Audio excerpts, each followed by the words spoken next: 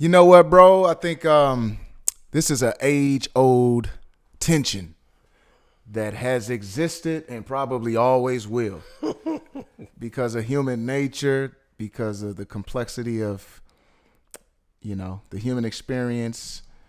But I was talking again to a beloved brother, and he was making mention of the eternal perspective. And in lieu of today's times, he was expressing that he's not hearing much about the eternal hope of heaven. In spite of it all, there's a world to come, a new heavens, a new earth, where there will be no more suffering, no more pain, no more sorrow. And he was expressing that message needs to be heralded more in a turbulent time, so as to bring hope and perspective. And he's just not seeing a lot of that. And while I said I could see that, I also contributed to the conversation that I think, unfortunately, people that carry that reality in their hearts seem to not share the same vigor and passion for the here and now, doing work on the ground that affects people from the bottom up, and expressing those same hopeful values in their signing of a petition, in the way that they vote, in participating in the protest, and the list goes on. Oftentimes, those two things don't seem to find themselves in one person, and there have been time periods where that shows up, where people seem to model well an understanding of sort of both realms. I salute the reformer Martin Luther for really sort of introducing language that was helpful for me, and even in his time, of the left hand and the right hand kingdom. And it's not talking about Satan's kingdom and God's kingdom, or separation from church and state. It's not that. It's saying that God operates in the world in two ways, and the Christian exists in both of those realms. He exists in the left-hand realm, which is the space by which we do family and job and vocation, politics, and things on that level. And in the right-hand realm, the Christian does, gospel, justification, things of that sort, forgiveness. So if we exist in both realms, we have to understand at each time what realm we're functioning in, what it demands, and give it, attention. And then as we understand that, we better serve the world. And but oftentimes, even with that language being in our Christian tradition, sometimes it doesn't make itself to us, maybe because of our denomination or background, or we go with what feels most natural for us. And sometimes that causes us to split in either direction. But we need to understand, at the core, can these two values exist at the same time in one person, or will they always split us? And you'll have the people that want to do gospel, pass out tracts, eternal hope. And then you'll have the ones that social justice, human good, humanitarian acts. Or can they find themselves together as friends in one person?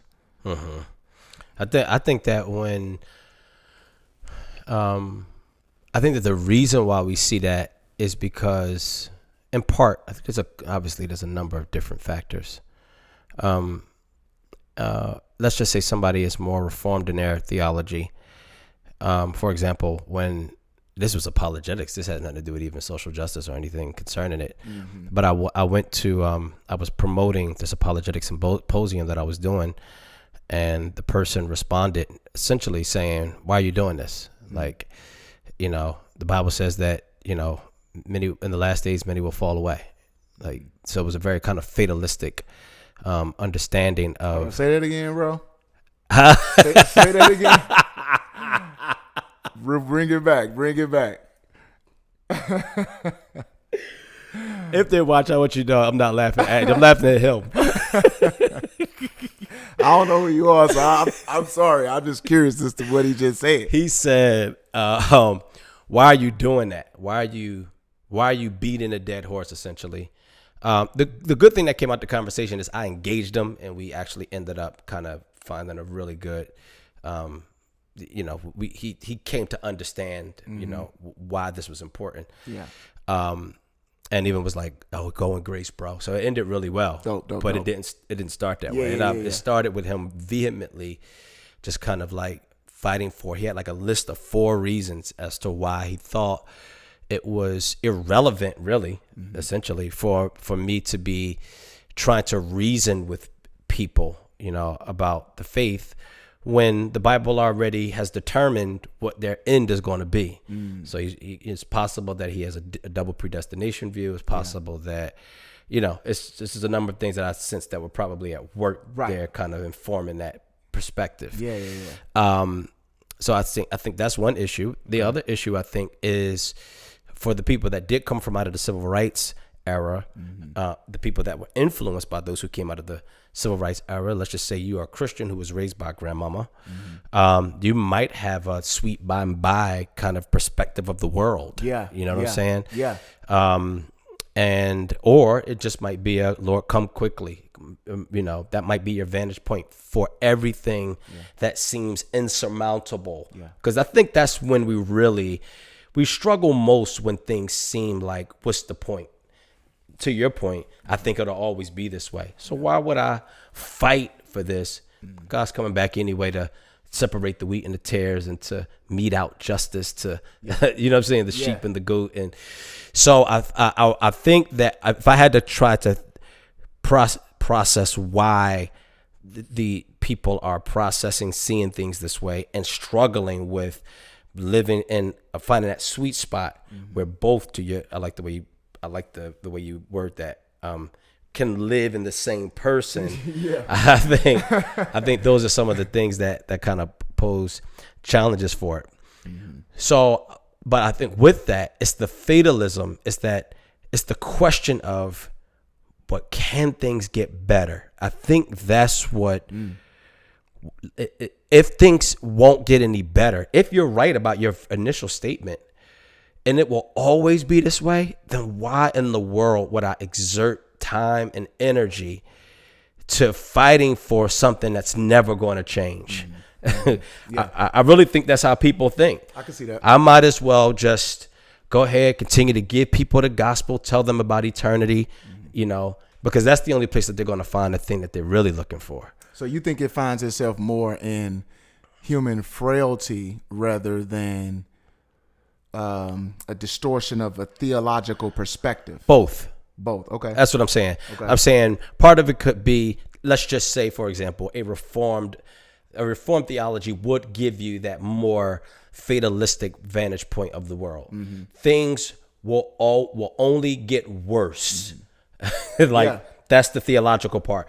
But the sociological part, I guess, would be people who came out of but they fought for it. That's even though they fought, here's the tension with the civil rights era. They fought for equality, equal rights, etc.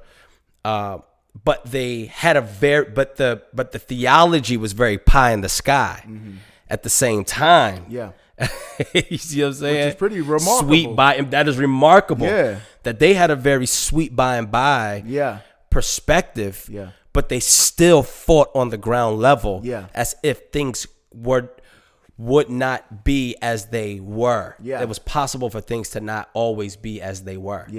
So I think it's both. It's a number of different things fueling and informing that. Okay. This is certain, I know. This, based on what the trajectory has been, I'll sit out this fight. So if you do a deep scan of your rich theological wealth of knowledge, when you go to the text in your mind as you flip through the 66 books, do you see coming from the scriptures that eternity more so motivated people to go all out, or did it cause them to coast? Do you feel like there's an inherent, reaction to having the eternal perspective that causes you to coast in the scriptures? Or do you see, man, when I look in the scriptures, I see otherwise? Yes. So I see eternity influencing or determining how I do evangelism, not how I do social justice. See, and I'm not talking about myself. I'm saying if I'm that person, what I'm thinking is, eternity is informing how I do the thing that will translate into it. Got you. Not the thing that doesn't go beyond the grave. Yeah. I think that's how people are really wrestling through this. If they're wrestling, for the people who are wrestling, I think that's how that's the struggle. Like, I feel more comfortable with the hope of glory in informing how I engage with people with the gospel. Yeah. Cause that makes sense. Like, I know that there's a connection between eternity and the gospel. Yeah. I'm struggling with the connection between eternity and this thing that's bound to this life. Mm-hmm. Yeah. Yeah. Okay. Because I remember being at a protest in St. Louis, and it was led by this young dude. He had to at least have been 24, 25, right? And so he's passing out the flyer with the different chants on it. And he's also working the bullhorn and shouting the chants, and then you say your part back, right? And then after we got to, the ending point, he also gave a talk. And in the talk, he gave us practical information as to how to follow up. So to move this needle, call this number. To get this done, email her. To bring change in this area, go to this website. So for me, the full experience was pretty incredible. And I thought, why can't the church just find this dude and link up with him, so when things happen, he helps you and your entire congregation know what to do. I'm not saying you need to preach that in the pulpit on Sunday, or bring him on stage on Sunday and have him give the number out then and there. But the thing that was amazing about it to me was he has so much information. It was so practical in sort of like the left-hand realm of how to get things done. It was easy for him. I mean, he just spewing off numbers and emails and websites and petitions to sign and where to go and letters to write and how to construct a letter. This 25-year-old dude. And I'm like, why won't a local church hire a dude like that? So whenever something goes on, or he keeps you up to date on what's going on in your community, and the people that are passionate about that or want to become passionate about that can link up with him and learn how to engage the mainstream space, the left-hand realm, the public square, whatever you want to call it. But you still are hearing your sermons on Sunday. You're still going to Bible study. You're still doing Christianity, but you're gaining an understanding of how to bring change in the world in a way that doesn't contradict. And I think those types of roles need to be prioritized as we think about new church plants, new repotting of a church, new aspiring pastors should consider, if I'm starting something fresh and I want to make an impact in a community, what are some regular ways I can do that? Those seem to be the most successful stories I hear from new church plants, is when the pastor found out what were the needs in the community. Oh, these kids need tutoring. Oh, these kids need, winter coats. Oh, these kids need backpacks. Yeah. And you consistently meet that need and show up in those spaces, or you got a group of people that go to the local basketball games and meets the kids and the parents. Those seem to be the churches that really gain trust in the community, because the onlookers are like, man, these people care not only about my soul, but they also care about my time here on earth. You know what I mean? And I think that's one of the strongest witnesses of the church. And I think I do see that in the scriptures. I think I do recognize that Jesus was highly motivated by the agenda of the Father, while being able to be moved to heal somebody, while being able to be moved to restore a person with an issue of blood. Right? Now, having they didn't all come to faith. Right. They didn't all come. Some didn't even come back to say thank you. Yeah. But he still determined that was a good thing to improve the quality of their life in the here and now. For him was a good thing. There's no darkness in him. He wouldn't do something that wasn't good. Yeah. You know what I mean? Yeah. And I think you see that big picture motivating his practical. Yeah. And I love how it shows up again in Matthew 25 when he says, when you visited the persons in prison. When did we do that? He said, when you did it to the least of these, you did it as unto me. Yeah. And then he flips it and says, when you didn't visit me in prison, when you didn't clothe me when I was naked, when you didn't feed me when I was hungry, he says, you did not do this as unto me. And they say, when did we see you naked? When did we see you hungry? I was so confused. And he was like, when you did not do it to the least of them, you did not do it unto me. Then it goes on to say he separated the sheep and the goat. Yeah. That's scary.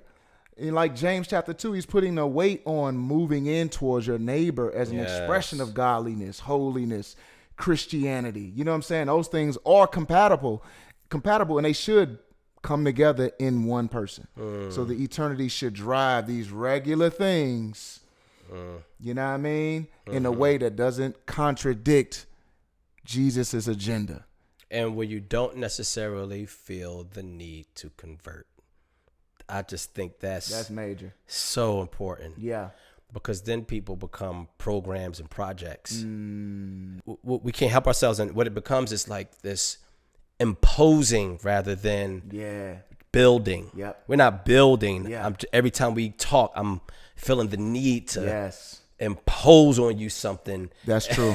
And you see what I'm saying? It's also having a caricature of God in your conscience. Yes, that's what that's what he would. Yes, he would be more impressed if I got them saved rather than to get them book bags, or get them out of prison, or get them food when they're hungry. We have this caricature of a God who thinks the spiritual thing is the only valuable service. Yes. When God is saying, that's not me. Yes. That's another dude. Yeah. You know what I'm saying? That's somebody else in your head. That ain't me.